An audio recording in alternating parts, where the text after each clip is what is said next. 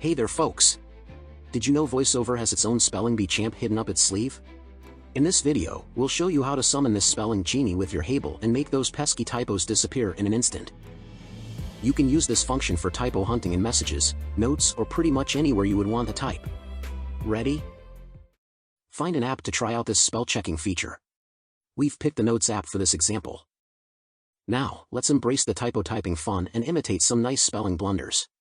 Note: text field is editing. You will be the greatest spelling bee. Character mode.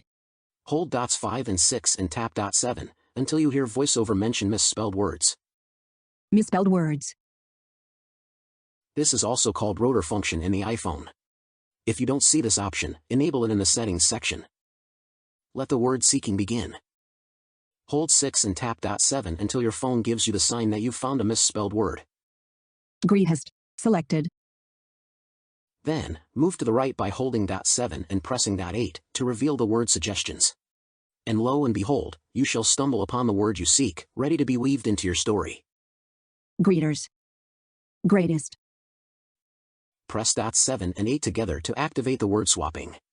Greatest unselected. You will be the greatest spelling bee.